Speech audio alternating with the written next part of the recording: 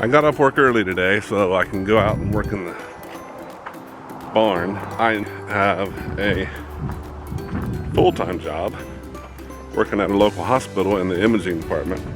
So what I have here is just a hobby farm. And as the name implies, I am not in this to make any money, because I don't know if that's even possible, but I'm in it for the love. It's awesome. Okay, so let's do a little riddle. Let's say a farmer is going into town and he's traveling with a fox and a goose and a bag of corn. Before he gets to the town, he has to cross a river. To cross the river, there's a real little boat. So he can only bring one of those three things at a time over to the other side. The problem is, if he leaves the fox with the fox will eat the goose. If he leaves the goose with the goose will eat the corn. So how can he get all three across safely to the other side of the river? Stay tuned, I'll give you the answer. What's going on, guys? Huh? You having fun out there? It's kind of nice, isn't it? Yes, it is. Look at you, thick-furred thing. All right, I'll give you some food here.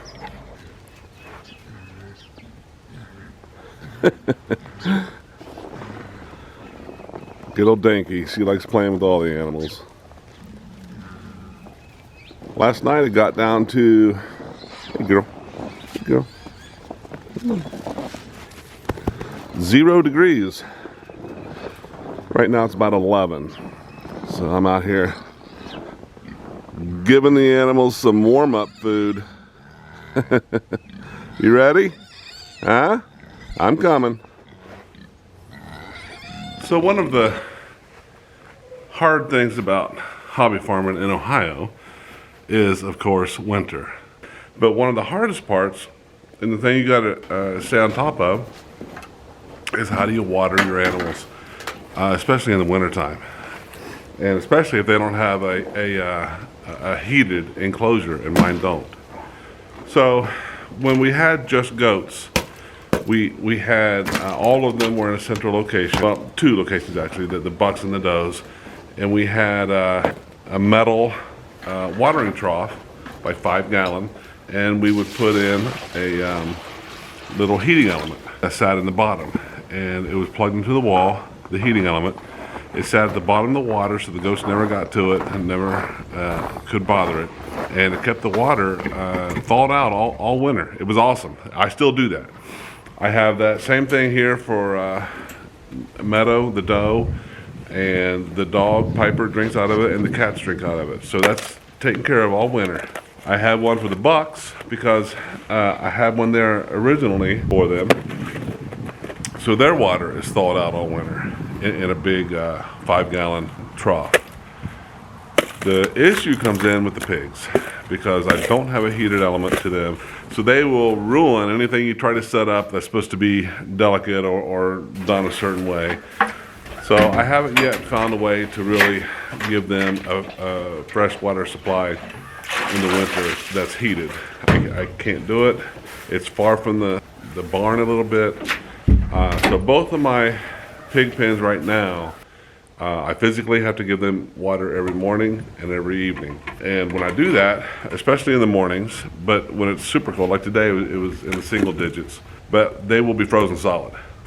So I have strategic little rocks or blocks or bricks on the ground that I've placed where I can pick that up, throw it down water or ice first onto that rock and break it up, and then eventually I could hit the pan on the ground and break all the ice out, and then I just refill it with water every morning and every night. So I have at least 3 that I do that for. The 2 gilt pigs, the boars, and the 1 weather goat, because that weather goat doesn't have access to the same water that the doe has because he's in a separate area. So every morning, every night I do that. I wish there was a better way, but I'm not too concerned about it right now. And I'm small, potatoes, so doing it a couple times a day is not a big deal. So again, one of the most time-consuming parts of this whole winter hobby farm thing is the water. And it's just something that has to be done. And it can be challenging. Last night, like I said, it got down to 0 degrees. And as you can see right here, that the pig water is frozen completely solid. So I have to break that out and give them fresh water. In the early spring, you might have a giant pile of broken up ice on the ground where I've been doing this every day, twice a day for 2 months. So I'll let you watch me break some of this ice out. Solid as a rock.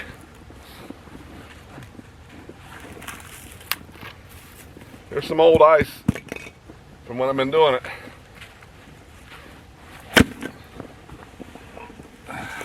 Sometimes it takes a couple smacks.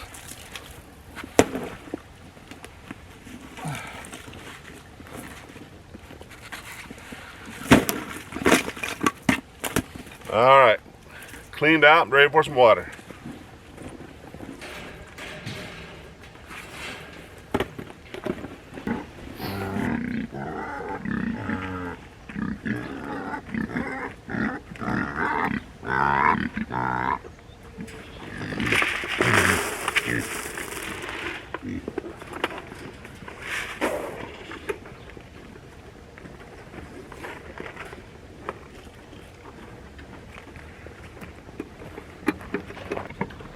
Sometimes the pigs will drag off their food bowls and they're just out of reach. So what I've done is I just keep this shepherd's hook out here and I use it to get their bowls. I mean, it stretches out there quite a bit actually. You can see it there. It saves a lot of time, a lot of effort. I'm just hanging in the tree here.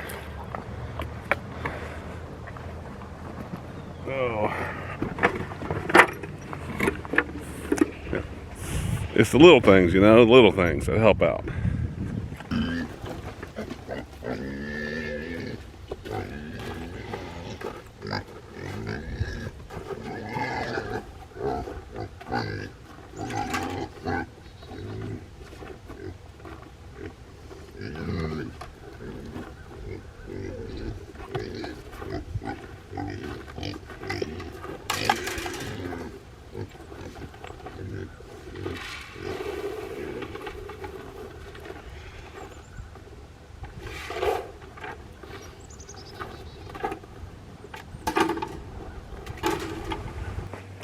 So one of the key things that one must address when you live in Ohio and you have a hobby farm is the weather.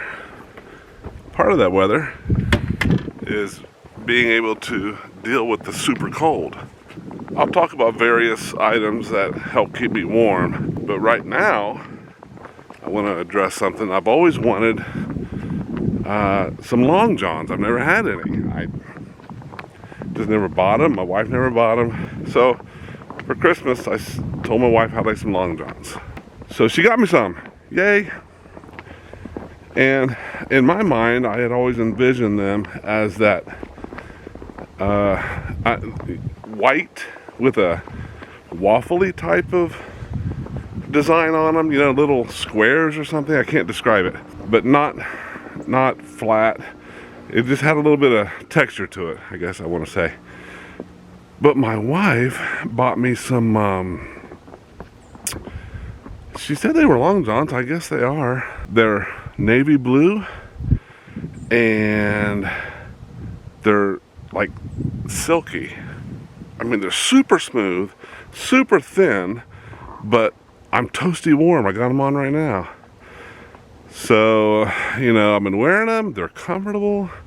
They're like, yeah, baby, you know, like that silky underwear type of feeling. I don't know what I'm talking about, but I'm assuming. Don't I look good in them? Huh? That's what I'm saying. So that's what I'm wearing right now. They're keeping me toasty warm. Thank you, wife, Alicia, for that gift. It's been awesome. Today, as you can see, it decided to snow. It's really pretty. I'll tell you, man, when it snows heavy, it gets on these evergreens and just looks beautiful. So this is actually it's an early evening today. Usually it's dark when I do this, but I wanted to get it done a little bit early. It's a Friday. It's time for me to feed the animals. We'll see how they are, huh? Oh, somebody sees me. Yeah, I'm coming, boys. Look at them, they got straw all over their face because, you know, they just got up from their nap. When they're not doing anything, they just pile in that straw back there to keep warm.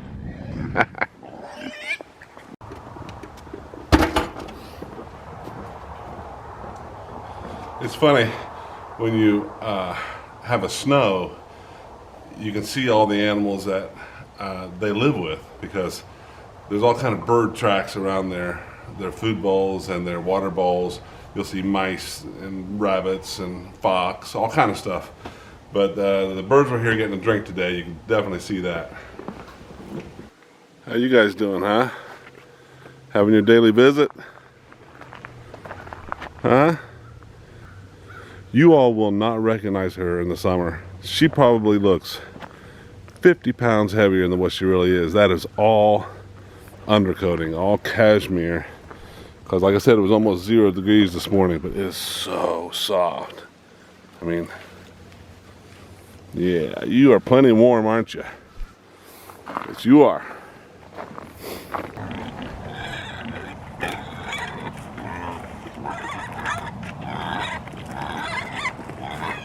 Yeah. This is Danky again, our barn cat. He is a good mouser. We got him, we rescued him. He was from a litter in some barn a friend of ours had, and he has been super friendly, super loving. Right now he's purring like a motorboat. And he'll follow me every morning and every night, everywhere I go when I do the chores. Isn't that right, huh? See the camera? Huh? Yeah. All right. So here's the deal. Here's how he gets those things over to the other side safely. He starts with the goose, brings the goose over to the other side.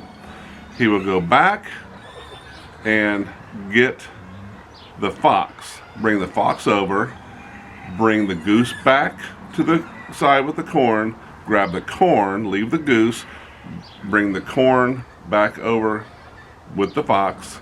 Then he would go back, get the goose, bring the goose back, so now all three are on the same side and they are all safe. Did you get that? And this little guy, all day, follows me around. What an awesome barn cat. I never was much of a cat person, to tell you the truth. But, we had so much mice and rats that I had to do something. Nothing was working. And everywhere I looked, everybody said, barn cat, barn cat. And I'm like, ugh, okay, fine. Best investment ever. Although the only investment was basically getting him neutered. I don't know where he went over there. There you are. I'll tell you one thing though, buddy. Those cats are doing their job wonderfully. But right where I walk in, right here, they have decided to make their go poo area, or their litter box right here. So I'm always stepping in this stuff. And then they also use this area right here in front of the chicken coop door. So it's always landmines all over the place right when you walk in and out. And I'm always having to shake off and scrape my boots because of these silly cats. However, they do keep me good company and they do good mousing Isn't that right, you two? Yeah, I'm coming with your food too.